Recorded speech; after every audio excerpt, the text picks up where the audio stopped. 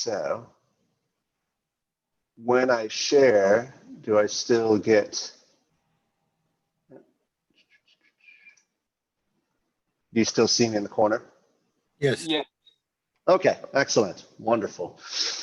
All right, so, all right. Hi, Penny, welcome. Morning. Just starting right now. Good.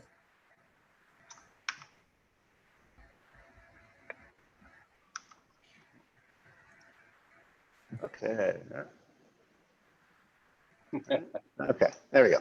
All right, so before I talk about my travels through Rotary, I guess it makes sense to talk about my travels in general, just very briefly. Right after finishing graduating at North Farmington High School, my Japanese teacher there recommended that I do a study abroad program in Japan because that's what she had done about a decade earlier, and that's exactly what I did. So I spent 2001 studying and working in Japan on a replica Mississippi steam wheeler, rear paddle wheeler, Wow. in the biggest lake in Michigan. And that state, Shigaken, is actually sister states with Michigan. So the name of the boat was Michigan. And we dressed up in these suits and we were waiters and kind of entertainers for 9 months while also taking 3 months of classes. And by the end of it, I was more or less conversationally fluent in Japanese. And I knew one thing, and that's that I wanted to keep traveling, keep living in Japan, seeing the world and whatnot. I definitely didn't want to come back and then have to go to some desk job. So I did everything in my power from that point forward to make that not happen as far as the 9 to 5 typical work life kind of thing. So my travels, let's fast forward from 2001 to 2007, in Rotary actually started as of 2007 when I just returned from a trip back home and my father had cut out a newspaper clipping from, I believe, Farmington Observer, I believe, and a local Rotarian that unfortunately just recently passed away named Judy Garver. Some of you may know her. She had posted a clipping asking for local professionals 25 to 40 years of age to participate in a group study exchange, GSE exchange through the local Rotary clubs to Turkey, all expenses paid for 5 weeks the next year in 2008. And I was like, I'd love to do that. So I wrote her back an email and I said, yeah, I'd love to do this. How do we set this up? And after a bit of reviews and interviews and whatnot, I was luckily selected to go to Turkey for the next year. And this is actually, I went to my email inbox and I found the exact email when I first contacted Judy regarding the so you can see it actually was a thing. This email started my involvement in Rotary 13 years ago. That's all it was, is June 29th. So just over 13 years ago, which is crazy. So the GSE program is actually not around anymore in the form it was back then, unfortunately. But the general premise of it is that you get a group of young professionals together that have a variety of jobs and talents, and you pair up, your district pairs up with the district overseas, and you send those 4 young professionals that cannot already be Rotarians or have a connection to Rotary. They're supposed to be fresh blood. And you send them with a local Rotarian that acts as kind of, not a chaperone, but as a kind of a leader and a connector and whatnot on your time there. And so our trip leader was Mark Farlow from the Birmingham Rotary Club. And that's him on the left. I think it's your left. And then I was paired up with Jamie, Jana, and Angie. So going from left to right, and all of them were living in and working in our district, but they had no prior involvement with Rotary. Jenna was from Chatham, Kent. Angie is from the Commerce Township area, and Jamie is from the Troy area. And so we met. I drove up from Texas 23 hours nonstop to try to make this kind of like it was a breakfast or a lunch or something like that to meet everyone for the first time in Troy right before Christmas. And I got there just like 45 minutes too late, but I was still able to see everyone at the end of it. And over the next year or so, we learned about Rotary. We visited our local sponsoring clubs because each member has to kind of be sponsored by the local club. And mine was West Bloomfield because Judy Garver was from the West Bloomfield area, and she was one of the founders of the West Bloomfield Rotary Club. So they took me on after I was accepted in the program, they took me on and I would visit their club pretty regularly, see what Rotary was about and how the meetings functioned and whatnot. And at the same time, we would all get together as a group and plan our itinerary and learn about Rotary and whatnot leading up to this trip in the summer of 2008. So this is actually at one of the local Rotarians cafes over in Turkey. This is in Bodrum, Turkey, in the south. So what our general itinerary was for that 5 weeks is that we went to Turkey. This is our first night there with the local Rotarian, Mehmet on the left. And this is our first dinner in Turkey. We would go over there and be sponsored by local clubs. And we would travel around the country being hosted by these clubs. And they would pair us up with local families that we'd kind of do a homestay for 1, 2, 3 nights generally. The local homestay family would speak English or not speak English. Mine, the first homestay family spoke pretty much no English, and we would have a traditional. The few nights I was there, every night we'd have this traditional Mediterranean style dinner, which would take 2-3 hours, and I would try my best. I knew a little bit of Turkish going over there, but some of the people didn't speak English at all, but many of them did. You'll find. Traveling abroad, I'm sure many people watching this have traveled abroad and visited Rotary clubs and whatnot. It tends to be the more educated of the local populace, and a lot of times being more educated around the world means that you also have some command of English. And so we were lucky in that I can definitely say that more people over there that were Turkish spoke English than any of us spoke Turkish being over there.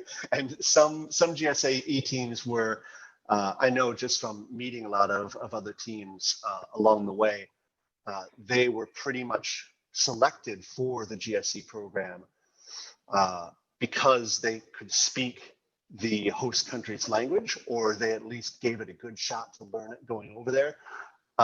We did not have as much of an effort put into that. I definitely got my phrase book and I tried my best, especially being paired that first night or first few nights with a family that didn't speak any English to speak Turkish. And I can still say that to this day, I speak a bit of Turkish because I maintained it, and I would actually go over there a few years later and end up living over there for a bit of time. So ben Türkçe az biliyorum.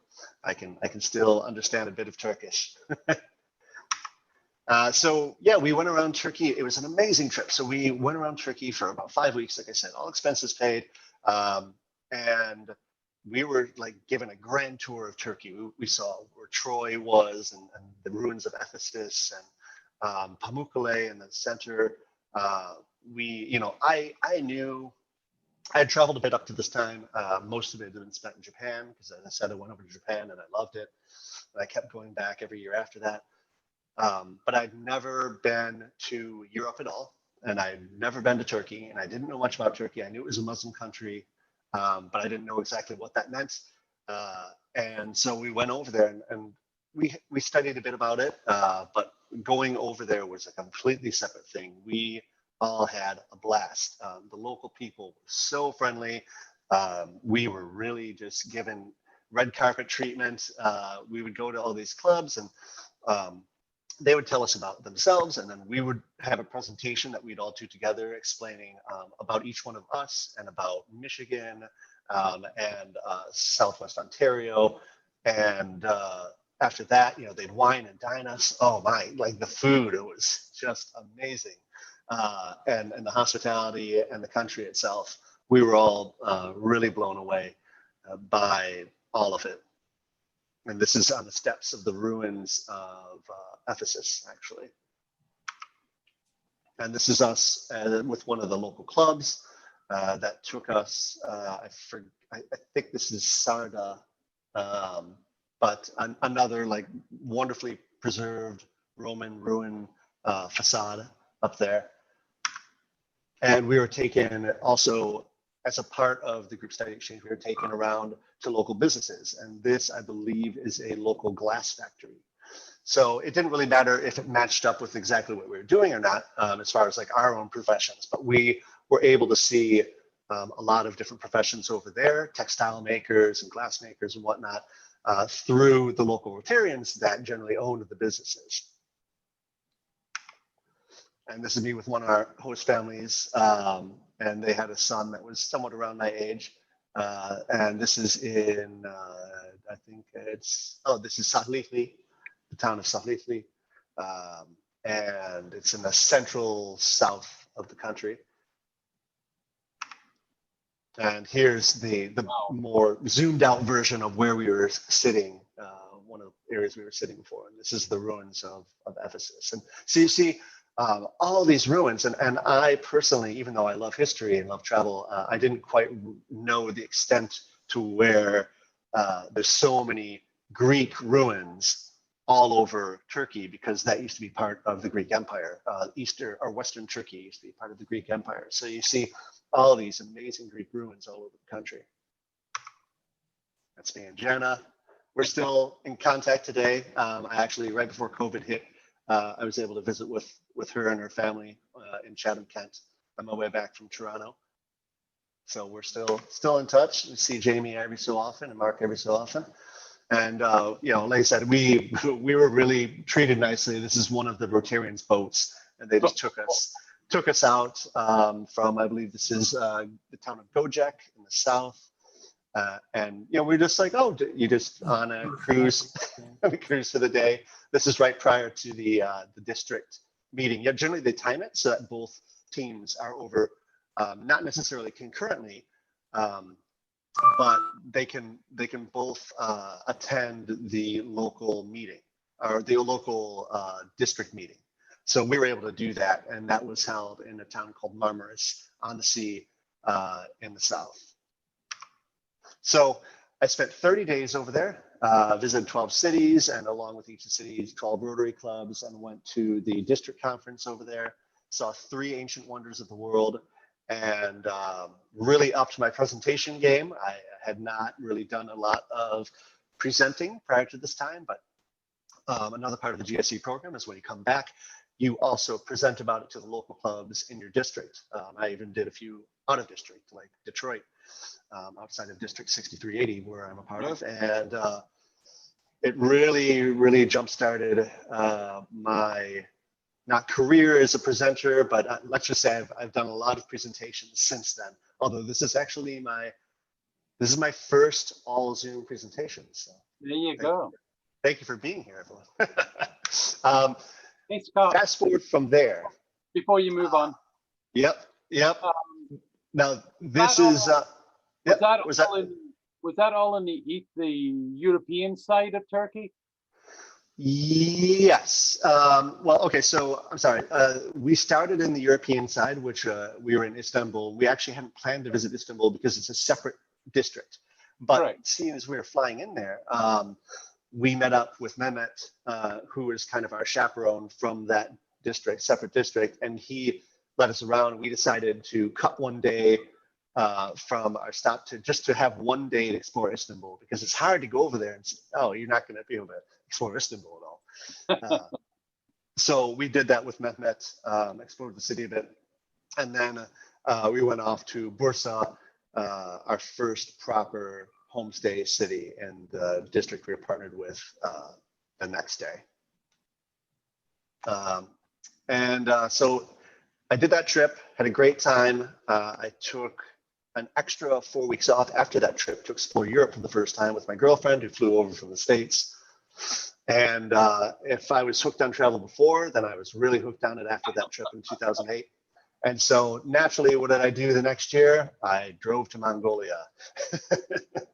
So this next year in 2009, after many, many months of planning, my buddy Colin and I decided to have an adventure that would require us driving from the UK to Mongolia for charity. And seeing as I had just joined Rotary right when I came back in 2008, summer 2008, after this GSE trip, I decided to involve Rotary into it.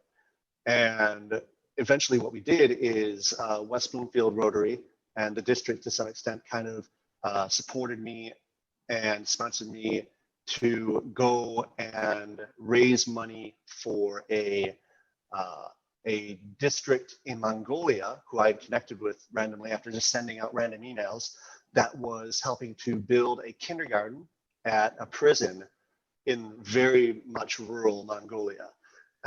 And I said we could help out in raising some funds, not for the construction, because Rotary doesn't really like constructing buildings, but for outfitting the kindergarten with books and just doing the inside and whatnot. And so we decided beforehand to give some presentations about this trip that we had going to Rotary clubs and other clubs in the Optimist clubs and whatnot prior, and help raise money for this endeavor.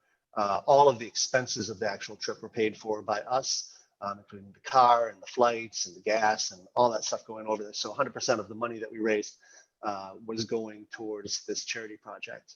And I partnered with a woman named Ingrid, who is she was the club president at the time in Mongolia. She's German, who married an American, I believed, and lived in Hong Kong together. And then after her husband died, she moved to Mongolia to start a German bakery in the capital of Ulaanbaatar. Very interesting woman.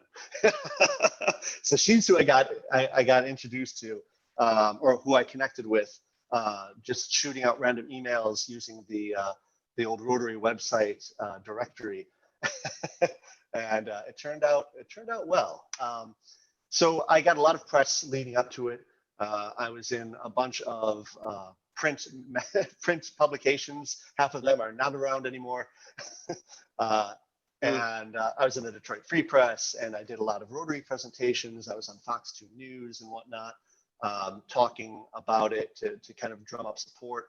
And through that, we were actually able to get some sponsors too, that like BD's Mongolian Barbecue in Novi, and some other businesses that were kind of a good fit.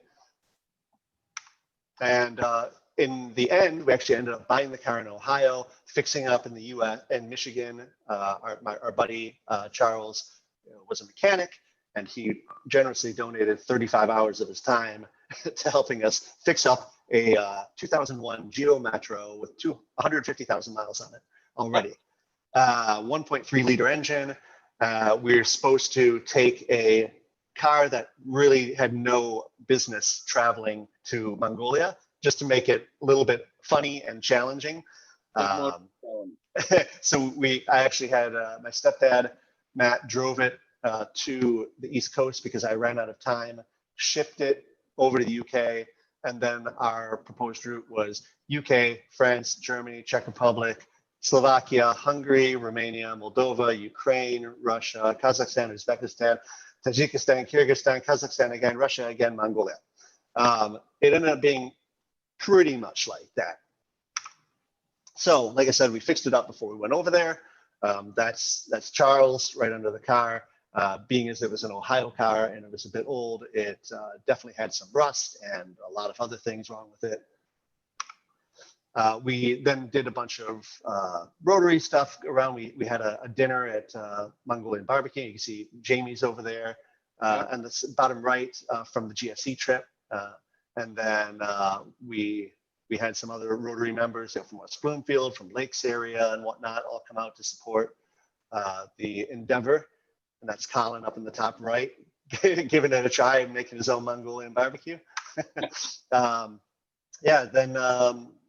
stepdad Matt put it on a trailer, took it to the East Coast, and I, meanwhile, waiting for the trip for the car to come over, went to my first Rotary symposium, and it happened to be the 100th anniversary Rotary International Conference in Birmingham, England. And so I went to England for the first time, and I went to this conference by myself. I knew nobody, so I was just kind of wandering around. But of course, Rotarians being as they are, they're very friendly. And I made a lot of friends. I think this is the first day. And the lady I have my arm on, that's Ma from Nigeria, and we're still in touch to this day. And she's invited me many times to Nigeria. I've not been able to take her up on it, but just to go as another lifelong friend made through Rotary. So it was really cool. We went over there and had a bunch of great speakers, including Jane Goodall. Oh, yeah. And then the car got over there, and I had a guy who just found out about me through the internet offer to have us stay at his place. He was married to a Mongolian woman, and help us pick up the car. So we picked up the car, loaded it up. We had our sponsors plastered all over the car. You can see BD's Mongolian Barbecue there, and Mango Languages, which is a company based in Farmington Hills, language learning company that my friends owned. And we filled it up, and then we were off. And we had never really done a big road trip like this, so we were both pretty green, and we had no particular timeline. We had a timeline, but we didn't have a very strict timeline. So we were able to just kind of go wherever the road took us, and it took us to some very interesting places. So I have a whole presentation about that. That's a whole talk. But since this is more of an overview, and just put some photos up from the trip. Like I said before in the map screen, we went through Europe, then through Central Asia, on towards Mongolia. This is a couple of guys playing backgammon in the streets of, this would have been Samarkand, I believe, Uzbekistan. And the locals along the way were super friendly. We had them to sign our car. I know a few of them wrote some swear words on there just as a joke in Russian, as we were told later on when people would see it and just start laughing. But they were really fun, and it was really cool to go around, with this car that was kind of plastered with stickers and whatnot, and people were very interested. We definitely stuck out, and made a lot more friends along the way. We also broke down quite often, and this is one of the breakdowns where a local guy would just kind of get in there and weld something back together, and it would work until it wouldn't, and then we'd find someone else. One of the most interesting mornings, I'd say, out of the whole trip was when we were stuck in no man's land between Kazakhstan and Uzbekistan. I went through everything, got my passport stamped. My buddy Colin was right behind me, and he signaled to me to come over, and he was like, "Hey, I can't get in." I'm like, "What?" He's like, "Yeah, our visas don't start till the next day." And somehow they missed that on mine, but caught it on his. And so I was like, well, crap. Okay, well, I guess we're staying in this middle of nowhere desert then for the night. And so we went back to the car, and we're like, oh man, this sucks. There's nowhere to stay. We can't go back into Kazakhstan. We can't go into Uzbekistan. We're stuck. And the guy in the middle of this photo comes over to us, and he doesn't speak any English. And it turns out he's a truck driver, and him and his truck driver friends were going to have dinner, and they wanted to ask, do we want to join them? Because we're all stuck here in the middle of nowhere together. Right. And long story short, we ended up talking for hours, even though we really didn't speak each other's language. I'd picked up a bit of Russian at that point. And I can tell you that vodka helps a lot. Vodka and hand gestures and whatnot. And we had a great time. And at the end of the night, they had fed us and whatnot, and I brought a little bottle of vodka, and the guy said, hey, you can sleep in my cabin, my truck cabin, my van cabin, and I'll sleep on the ground underneath the bus or the truck. And he wouldn't take no for an answer. We had a nice night sleeping in his bunk or his cabin, and the next morning woke us up, made us breakfast, and that's what this is, like breakfast of just hard bread and tea and whatnot. And we took this photo. I brought a tripod. This is the only thing I used it for, and I think it was worth it. So we took a photo, and then we were off, and we never saw each other again. But it was just one of those meetings where I was just astounded by the hospitality of people along the way, especially in Central Europe or Central Asia. That people, as you often hear, people that travel, like you meet people that have pretty much nothing, or especially compared to you, not much, and they're more than willing to share it. So Awesome. really special time. We also had a lot of run-ins with the local police. A lot of times, like, they wouldn't bother us. They're more just kind of interested in what was going on. And once you showed that you weren't a threat, they were more than happy to talk with you. And of course, they would always ask for a bribe, and you just be no, or just pretend like you don't understand what they're talking about. But this particular instance, we borrowed their hats and took photos. I believe this is in Tajikistan somewhere. And then the guy on the right is a hitchhiker I picked up from New Zealand, and he traveled with us for a few days. And the guy in the bottom wearing the hat, the cowboy hat, Keith, I'm still in touch with him to this day. Still a very good friend, and we've seen each other all over the world.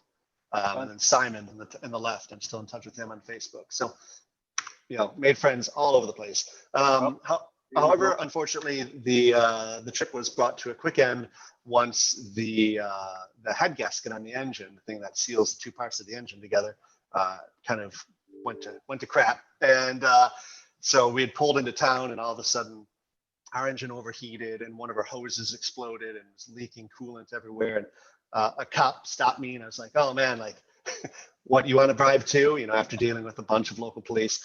And he was like, no, like, he was pointing on the ground, and that's where all of our coolant was. Luckily, he stopped us. And this is him right here helping us look at it, of course, with a lit cigarette in his hand. Yep. And this is in Korog, Tajikistan, in the eastern part of the country, not too far from China. So we had made it quite a ways at this point.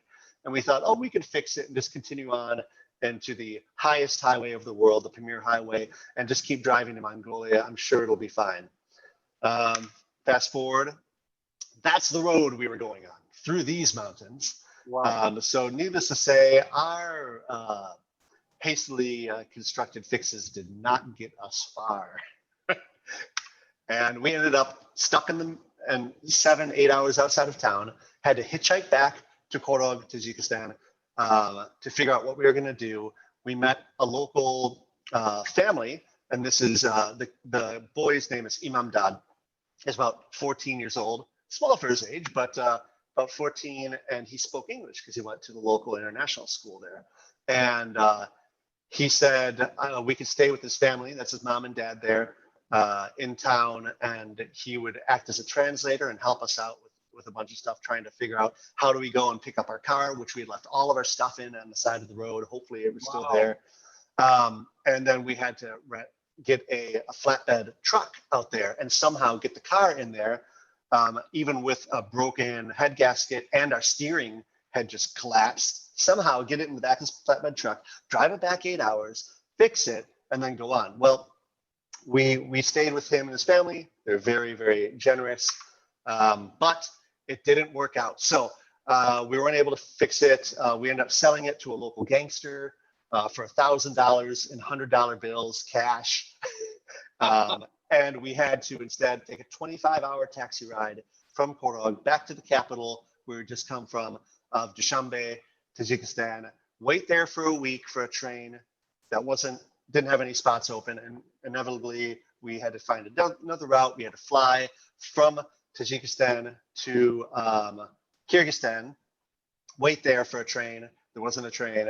Fly from there to Russia to hop on the Trans-Siberian Express, take it over to Mongolia, meet my Rotarian friend Ingrid, or I'm sorry, not Ingrid, Astrid, and then go from there. However, my friend Colin had run out of money. He had run out of time. He was starting a business or a new job soon. And right before he left, he'd gotten his girlfriend pregnant. And so that all combined together made it kind of difficult for him to continue on. So I pressed on by myself, and I found a way to buy a ticket on the Trans-Siberian Express and went up to Siberia to hop on it for 3 days and make my way over to Mongolia by hook or by crook, without the car, without my buddy, but gosh darn it, I was going to make it to Mongolia. So I get into my cabin, and this is my cabin mate right here, a constantly drunk, large Mongolian man. That 2-liter that you see in the photo, that is a 2-liter plastic bottle of beer that he was always chugging. And he snored like crazy. So I was not in my cabin much. And luckily, some fellow people on either side took pity on me. There's a French lady with her niece next door, and I slept there for one night. Ended up meeting a cool group of Hollanders from Amsterdam, and hung out with them for a bit as well. And that's one of them. That's the French girl right next to me, and 2 of the Dutch guys over there. We're just at some random stop in Siberia. And that's the group of Dutch people. The one in the back holding the bottle, I'm still in touch with her. I visited her a couple times in Holland, even up to a couple years ago. And I'd actually just wandered by the train compartment. I popped in. I said, I couldn't help but hear that you're speaking English. It's kind of rare. And they replied to me in English. They said, well, it was Dutch, but close enough. You're welcome to come in and have some vodka with us. So again, more friends made. End up getting to Mongolia, met up with Astrid. She picked me up. She's the lady on the right side of your screen. And she said, hey, I forgot to tell you, I'm actually participating in the the Gobi Marathon in a few days. And I was planning on staying with her. She's like, you can totally stay at my apartment and look after my dog and cat, or you can come with me. And of course, me, as having never run since high school, and hating running, decided to sign up for the full Gobi Marathon and do it with no training, no practice, no gear, in a few days after driving nonstop for 6 weeks. And in the days prior to that, Astrid took us around. She's friends with one of the high lamas, or the Buddhist lamas, and we met up with him along with a couple of nurses over there, or doctors, I'm sorry, and some other people that were just in town. And then drove 18 hours down to the middle of the Gobi Desert. That's me drinking some fermented mare's milk in a random yurt in the middle of Mongolia. And running this marathon, because why not, right? If I'm not going to be able to see the Gobi Desert by driving through it, I'm going to see it by running through it. So I, along with I think it was 5 other people, ran this entire 26.2 mile, 42.1 kilometer marathon in the Gobi Desert. The difference between me and them was that I had no prior experience and no training and no gear, as I said. Meanwhile, the German guy next to me in the bright yellow, he had run, this was his 180th marathon. And Good. Then the guy over on the right, or on the left, it was his 8th marathon that year. Like, they were all professional marathon runners, despite someone being older, but very well accomplished. And they heard that I had never done this before, and they're like, you're crazy. And I said, well, I just drove here from the US, so I guess I am. Definitely crazy. We ended up getting lost because the route markers were little pieces of red cloth tied to scrub brush, and the local nomads thought it looked nice, and they would just come by and pick it off. and me being in the back of the pack with a French lady,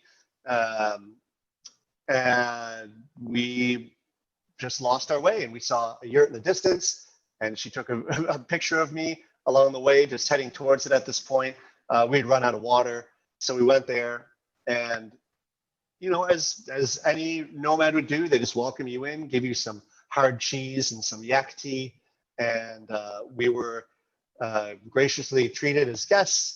And then I said, hey, can you bring us on your motorcycle over to the nearest checkpoint? And of course, they had seen them setting up checkpoints, and they did just that. And amazingly, after 6.5 hours or so, I finished. I did the whole entire marathon, if not more than that, because I got lost a couple times and went up going in circles in the sand. But I finished the marathon. I couldn't really stand for the 3 days after that, but I did it. At the end of that, I actually was lucky enough to be featured on the cover of Rotarian magazine. I had gotten in touch with one of the editors. I think she got in touch with me, Jenny Lakmani of the Rotarian magazine, and she worked with me closely to create a story for the Rotarian, which ended up being, I believe, the biggest feature story they'd ever done in 100+ years of having the magazine out. There's, I believe, 26 pages long, and featured a lot of the photography I'd taken, and told about my trip and about the involvement with Rotary. Yeah, at the end of it, you can see the stats on here. It was quite the adventure, and we raised over $5,000, and we transferred it to our Rotarian friends over there. And a few months later, I get an email that the kindergarten opened up. And so they sent me the photos of the opening ceremony, and this kindergarten was going to be for the children of the guards that worked there, because the guards would, since they're so remote, the family would come with them. And unfortunately, the children had no schooling there. So if they got to school age, they would have to go to the city, and the wife would inevitably go with them, which would leave the guys on their own. And generally that would cause issues.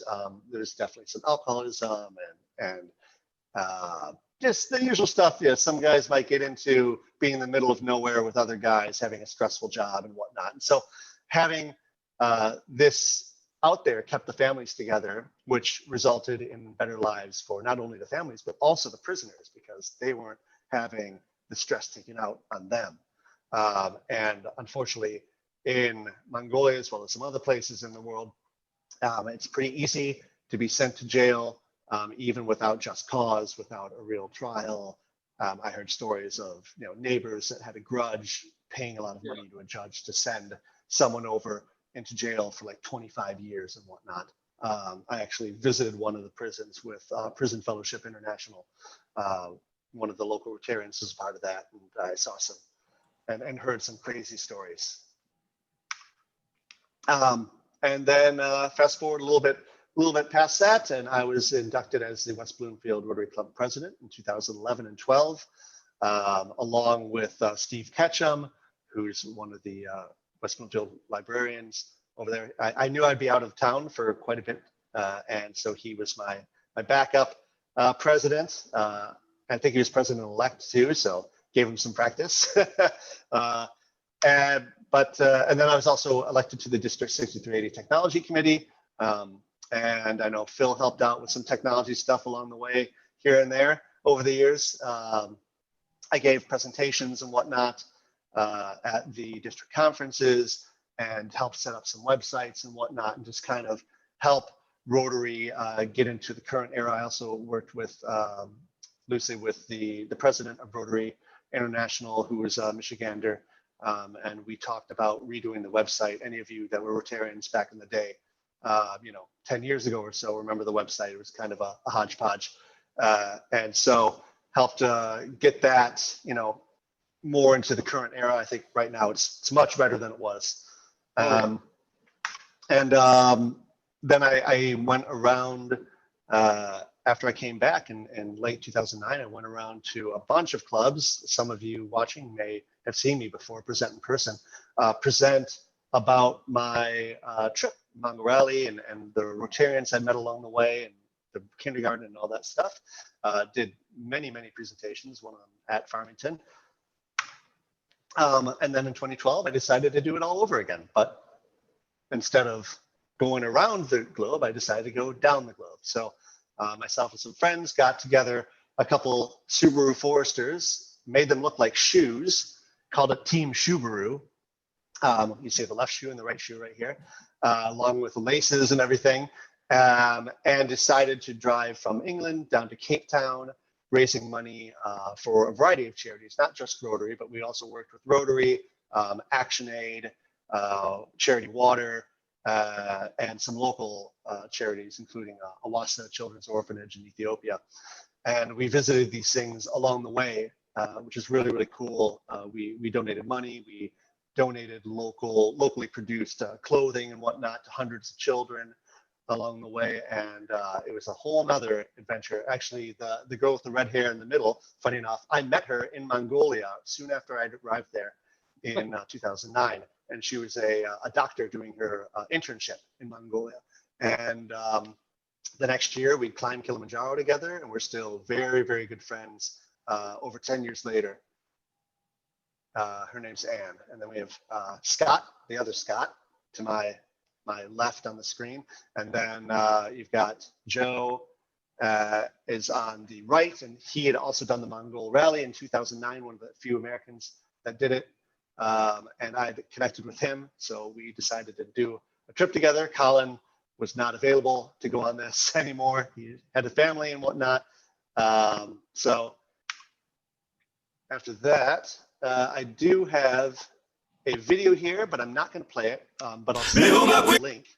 I'm sure Phil can put a link to it in the YouTube description. So if you want to see it, it's pretty cool. It's a brief 3-minute overview of that entire trip. It's a whole other presentation that I've actually given at a lot of Rotary clubs. It takes quite a bit of time, and you can watch and see an overview of that entire trip by clicking the link below in YouTube. So yeah, we did that. It took a year of planning. It took, in the end, 4 months to complete. 1 month we were stuck in Egypt because Sudan wouldn't let us in. There were 3 foot-related injuries, funnily enough. There was a bandit attack. There was embassy attacks. Everything that you can imagine. You can't quite see it all in the video. The video is kind of like the good parts of it. But let's just say it is an interesting presentation. A lot of stuff went wrong. But in the end, we did make it down there with both cars, with most of the team members still intact. Unfortunately, Anne on day 3 was dancing at a castle in the Czech Republic and fell down, broke her leg, and she was out of the trip already. She was only supposed to join the first 2 weeks or so because she had to get back to the hospital, but her trip was cut very short, unfortunately. And so I did the same thing. I came back to the States, and I presented about that trip to a bunch of Rotary clubs, mostly in my district, also Detroit and whatnot. And then I did a few other trips after that, 2012, 2014, 2018. I took a auto rickshaw.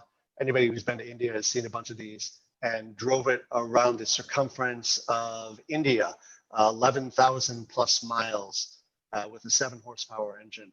And we raised money for a few different charities, and also raised some support for some Rotarian-led initiatives, including Manish from Ann Arbor North Club and his work in the Sundarban area, northeast near Kolkata, helping out with sanitation, especially sanitation, toilets and whatnot for girls up there. So that's a whole another series of crazy stories, taking that tin can throughout India over 3 different trips, and seeing India for the first time ever through that lens was very, very interesting. Again, a whole other set of stories from that. And that is my presentation. And I actually was planning, actually, when I first made this presentation, to do the Mongol Rally again the next year, which is 2019, last year, as a 10-year anniversary, but this time to take my car and to go back to visit the family in Tajikistan that helped me, and to hopefully find my car and see how that's doing over there, if it's still running, and to make it to Mongolia via car and hopefully with my partner. But That didn't end up working. I had too much work, and then I was going to do it this year, but then COVID, and we'll see about next year. I still want to do it, but yeah, I've continued on with Rotary, and I've continued on adventuring. And nowadays, just because everyone always asks, although I didn't really put it in the presentation, I transitioned from being in technology mostly, making websites and whatnot, into the travel space. I actually have a few companies in travel and tourism, the main one being what's behind me in this background, which is Pamoja Safaris. And that is my safari company in Tanzania. So we do custom private safaris in Tanzania, to go to Serengeti and see the Great Wildebeest Migration, to climb Kilimanjaro and whatnot. And we've actually been doing that, myself and my partner over there, Josh. We've been doing that for 10 years now, this year. So it's our 10-year anniversary of that. And of course, business is down a bit because of COVID, but we have, it's been doing great, and hopefully it'll continue doing so in the future. And so I'm definitely still doing adventures, still incorporating adventure into my work life, and still incorporating Rotary into all of that whenever possible. So thank you very much. Excellent. Any questions from the few of you that are here live with me? Since your trips over the years, has anyone contacted you within our district about getting back into the group study exchange idea? No, I mean, I know that everyone was really bummed to see it go away.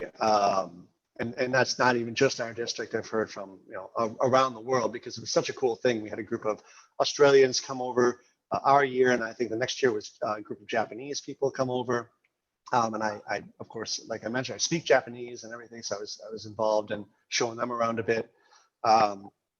So it's more of a, I think we could do something on the district level, but a lot of the funds, or at least half of them, came from Rotary International, and so it's more of something that would have to kind of be taken up with them. And I don't think anybody's really made any progress. They have a program that kind of took over for that. That's a little bit more limited and focused on some different areas. I think it's more of a group of people that kind of like do the same thing, and the scope is kind of lessened, and it's not as open, and it's not as open as the GSC program, and it doesn't really serve quite the same purpose of getting, random people into Rotary like it did for me. So yeah, it's sad that it's gone. I'm sure they had the reasons for nixing the program, but it had been around for a long time. We met a lot of people and fostered a lot of international friendship through it, and even got some Rotarians into the mix. I may have been the only one of my group, although the other ones, Jamie and Jenna, like they still are involved with Rotary in other ways, even if they're not members. But yeah, so I guess short answer, no, not we haven't.